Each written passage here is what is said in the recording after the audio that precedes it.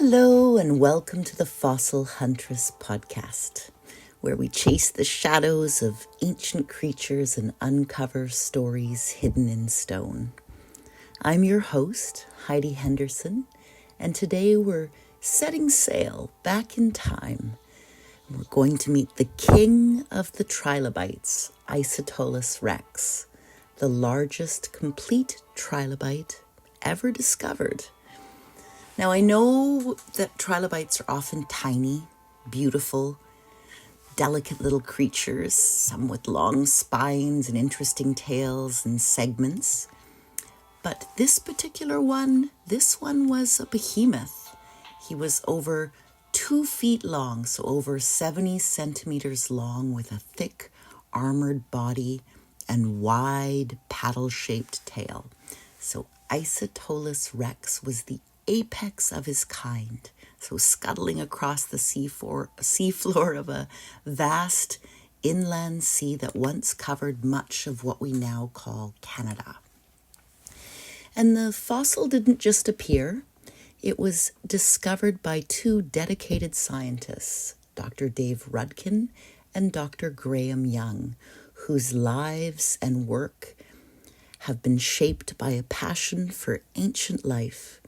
And today we'll dive a little into their stories too. So let's meet the scientists, and we'll start with Dave. So David is a paleontologist at the Royal Ontario Museum in Toronto on Canada's far eastern shores, and he's one of Canada's most respected experts on invertebrate fossils, especially those from the Paleozoic. And his particular love is arthropods, so trilobites, eurypterids, and all the creepy crawlies of deep time. David has spent decades exploring Canada's fossil heritage, from the shale cliffs of Newfoundland to the ancient reefs of Ontario. His approach combines classic fieldwork with a deep understanding of the evolutionary context of the animals he studies. And as well as an amazing researcher, he's also a beautiful human being and a friend, and a wonderful photographer, capturing the wildlife in his neighborhood, from birds to flowers to wee interesting insects. And then there's Graham Young. So he's the curator of geology and paleontology at the Manitoba Museum in Winnipeg. And Graham's expertise lies in the Ordovician and Silurian fossil ecosystems, so especially those preserved in the flat-lying limestones of central and northern Canada. He's got a keen interest in paleoecology, the study of how ancient organisms lived and interacted with their environments. And he doesn't just look for cool fossils, he reconstructs the whole ancient world they lived in. And these 2 scientists had crossed paths before the finding of Isotelus, collaborating on projects involving Paleozoic fossils across Canada. In the summer of 1999, they teamed up again for a field expedition to explore the Hudson's Bay lowlands in northern Manitoba, a region so remote and flat it feels like you're walking across the roof of an ancient ocean. And their team's goal was to search the Ordovician rocks of the William Lake area for exceptionally preserved marine fossils. And they weren't necessarily expecting anything headline-worthy, but fossil hunting always holds the promise of surprise. And this one came with a big find. So it happened one overcast summer morning on a slab of gray limestone baking quietly in the northern sun. A glint in the rock caught their attention, not at first, just the faint curve of a trilobite cephalon, its head shield. But this wasn't like the others they'd found. We could tell it was something unusual almost immediately, said Rudkin. You get used to what a trilobite should look like, and this one just kept going. Carefully, delicately, they began to expose more of the fossil, working around it like sculptors, unearthing an ancient statue, and piece by piece, segment by segment, Isotelus rex emerged from the rock. And it was fully articulated, so wonderful preservation, head, body, tail, all in life position. And at 70 centimeters long and about 40 centimeters wide, it dwarfed every other trilobite they'd ever seen. Graham later described the experience as just surreal. It's rare enough to find a complete trilobite, but one this size, this well preserved, it was like looking into the eyes of something from a completely different world. It would have been a pretty epic moment. And so to understand how Isotelus rex was preserved so beautifully, we have to travel back about 450 million years to the Ordovician. And at that time, Manitoba was covered by a shallow tropical sea, a warm, sunlit expanse filled with early marine life. So trilobites, brachiopods, nautiloids, crinoids, swaying like underwater flowers.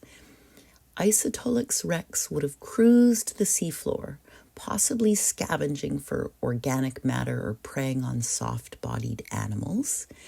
With his compound eyes and wide armored body, he was well adapted to life in the sediment-rich shallows.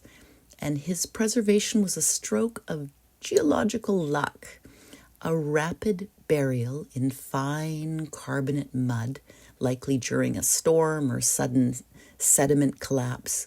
And the seafloor was anoxic, so low in oxygen, which is good because it helps for preservation, because it prevents scavengers from eating at the body and from decay, from breaking down the body too quickly.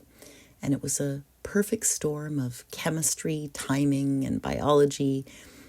And the find waited patiently in the limestone for nearly 500 million years. So the fossil was later carefully extracted and brought back to Winnipeg, where it's now one of the crown jewels of the Manitoba Museum's paleontology collection. The museum had to design a special case just to display it. The unusual trilobite mounts the usual trilobite mounts just weren't big enough. And the name Isotelus rex means equal end king, and it pays tribute both to the genus Isotelus and its majestic size. There's just not another trilobite on this scale. This was the king of trilobites. And its discovery made headlines around the world and remains a landmark moment in Canadian paleontology. And beyond the press releases and the museum lights, it all started with a quiet moment, a sharp eye, and a shared curiosity of two scientists with a deep love of ancient life. And to this day, Dr. Rudkin and Dr. Young continue to explore and share the fossil wonders of Canada. They mentor young paleontologists and give talks. And we're going to have Dave Rudkin give a talk for the Vancouver Island Paleontological Society at some point. We've talked about it, but we haven't actually booked the date.